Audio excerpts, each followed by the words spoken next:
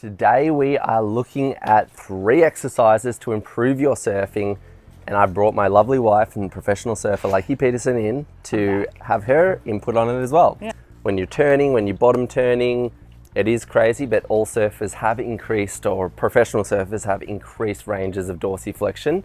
A good way to test this is your knee to wall test. With a lot of the surfers, they'll be over 17 centimeters, which is unheard of in a lot of sports. The average, you're considered normal, over 11 to 12. So the best one for this, we're gonna work, so both the calf muscle and then the big muscle that lays under it, the soleus, this one hits both of them and will really help to improve that dorsiflexion over the next sort of 6 to 8 weeks.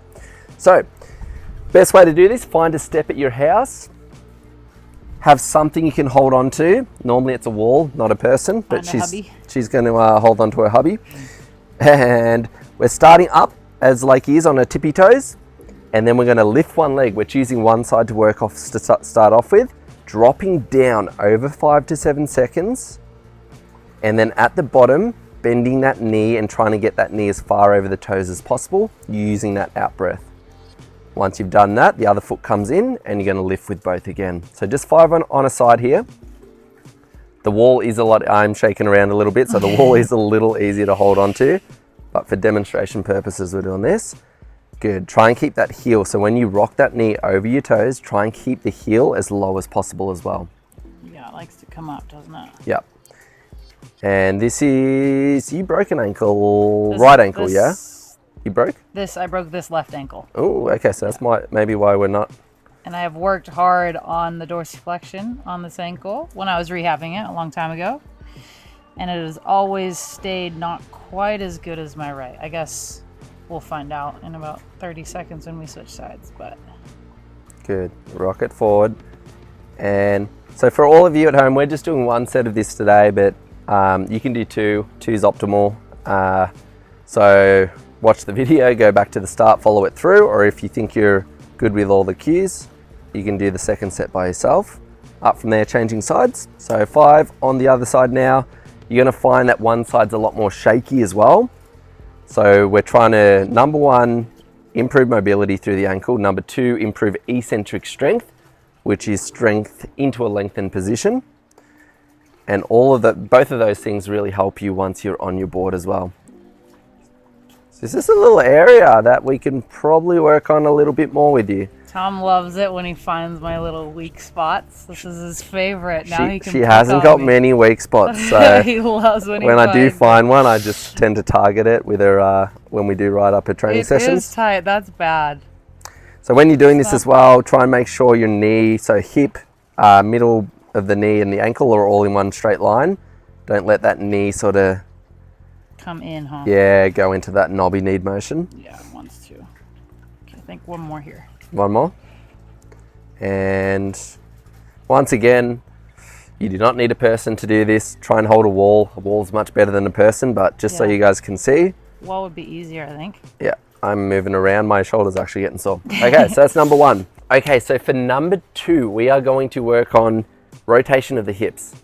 And it depends what stance you are and what way you're going, but say you're regular, you're doing a top turn, if you can sort of imagine your left hip here needs as much external rotation, and your trailing hip or your back leg needs as much internal rotation, and that creates power.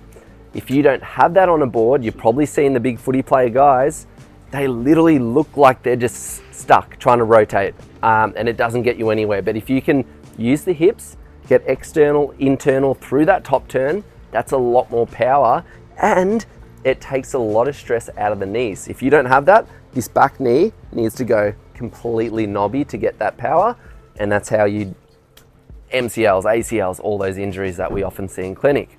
So we're gonna go into a 90-90 position. We're gonna hit both external and internal on each leg. Okay. And we're only doing 4 repetitions here. So as you can see, we're in this 90-90 position, 90 degrees in the front leg, 90 degrees in the back. We're going to start by getting this sternum to sink all the way over this front leg. We can go hands on the ground if that's a little easier. So try and get a little as close as possible. Once you get down here, trying to keep this spine nice and straight, we're going to use the hands to walk that chest down towards the ankle and hold for 1 breath. Use that exhale to try and relax into this. This is external rotation we're working through the hip, and then walk those hands back. And then from here, we want to keep this spine straight. So what we're going to do here is come, keeping the spine straight, come halfway up and to about there. And now driving that back knee into the ground, we're going to lift that back ankle as high as possible. Now, this is, if you're trying this at home and you're not getting anywhere with that back ankle, a little cheat for this is Lakey can lean forward, get her chest close to the ground, and that makes it a little easier. So if you're starting off and you've got 0 internal rotation through the back hip, that's your little hack. So Lakey's gonna go back down again. That was 1 repetition. We've got 4 on each side. This one feels good. It kind of hits multiple areas of your hips, which I really like. It's like a very diverse exercise. And it's easy to say like, okay, I'm a regular footer. I just want to improve external through my left hip, internal through my right. But guess what? When you go on the left, it's the opposite. So off the top, it's going to be opposite motions through the hip. So we do need to work on both sides. And good. So just 5-second hold through that back lift and then back down. You got 2 more on this side. Oh, she's tight for sure. She's a bit stiff in this right hip of mine. Yeah. So your little goal with this one is to try and get the chest all the way down to the ankle and the knee. So you can see that we've got a little work to go with that external rotation. And the internal, that's actually not too bad. A lot of people will only get literally an inch lift off the ground, and that's considered quite good. It's also with the internal one that you'll often do, and it's such a small muscle, but the next day you wake up and feel like you've been shot in the side of the hip. And that was, so a little 5-second hold. Sometimes you cramp doing this one too. I cramp sometimes doing this one because my hips are very tight. So if you cramp, just go a little less. That's my tip. And changing sides. Okay. All right, so once again, let's go with the hinge, keeping the spine as straight as possible, chest as close to the knee. Once you get down, so the chest over the knee, let's go with the rotation. Use your hands to walk yourself around. Try and get that chest over the ankle if you can. And then slowly coming back, halfway up, keeping the spine straight. Let's see if we can get a little higher, make that a bit more challenging on yourself. So push a little higher with your torso. Yeah, there we go. And slowly down. So really focus on a slow release with this one as well. Let's go in for number 2. So try and follow along, use your breath. Remember the exhale controls the release. And slowly walking back. What side do you feel is easier with the external and easier with the internal? I feel like they're different. They're both pretty stiff. This side feels a little easier for me to cut on this phase of it going down. That would be internal. And walking down towards your ankle. And my right side feels a little stiffer, I'd say overall. Okay. So write in the comments section, what do you struggle with? What stance do you stand in on surfboard? And what do you struggle with? What side do you struggle with most with this one? It's always interesting to hear. If you've had a hip impingement in one of your hips, it's not gonna like internal too much. So make sure there's no pain and you might need to ease your way into it. Remember, it might barely be lifting off the ground, but as long as we're firing that little muscle, we're making progress. Okay. And that was it. Maybe, yeah. Was that 4? Yeah, that was 4. Cool. All right, so one more. And let's see if you can think what I'm thinking of here. I'm thinking of. For surfers, one big thing that... thoracic rotation. Yes. That is actually huge for your neck and your back. And I've had both neck and back issues in my thoracic rotation.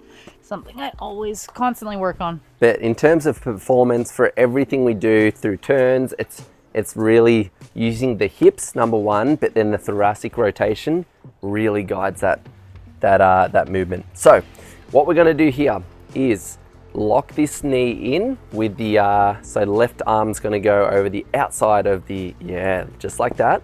We're gonna start with the right arm in front of us.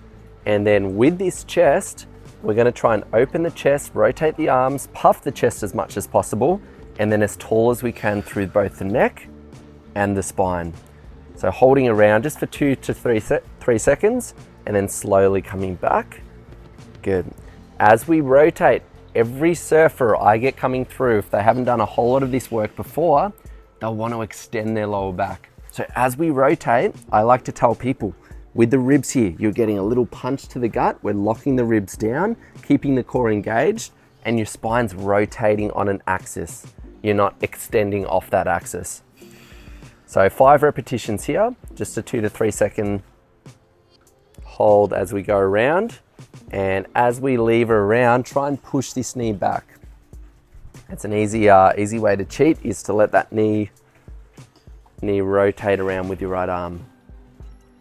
Use your out breath, so as you rotate out, you're breathing out. As you come back in, breathing in through your nose. How's that feel? Very good. Was that 5? That was 5. Okay, changing sides. Feels really good on your hips too, kind of. It's like thoracic and your hips get a little bit of lengthening, which I like about this one. All right, so arm on the inside, lock the knee first. Remember, really open up that chest. Push that sternum through, open up the shoulders, tall through the spine, no extension through the back, and then coming back from there. And let's go 4 more. Use that breath. So this should be your better way. This should be my better way, because this is the way I rotate so much, because I'm a regular foot. Lakey's taught a little power hack. Yeah. She likes going this way. I think I have a little more range going this way. Because this hip's also, my left hip is probably not quite as tight as my right hip. But I don't know, I feel pretty tight both ways. We both did a really hard workout this morning, so I'm happy it's Lakey doing this, not me, because I can barely squat down to pick something off the ground. This is good. This is good for me. And I think that's it. The last one here. Yeah. Using that hand, rotating around, and good, slowly coming back from there. All right, so if you're happy with the 1 round, stick with that. If you want to do a second round, that is optimal. So reverse the video or do it by yourself. But this is what we've hit today, is ankle mobility number 1, crucial for surfers. If you don't have it, number 1, performance can drop, but number 2, injuries can start to creep in. So we want that ankle mobility as much as possible. Number 2 is hip rotation. If we don't have that external and internal hip rotation, number 1, we lose power, but number 2, we can make things like our lower back way more vulnerable.